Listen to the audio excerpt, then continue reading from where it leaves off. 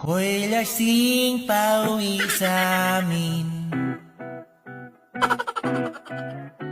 nakatingala sa bituin. Paggewang-gewang mag-isa, No. may natapakan na malansa sa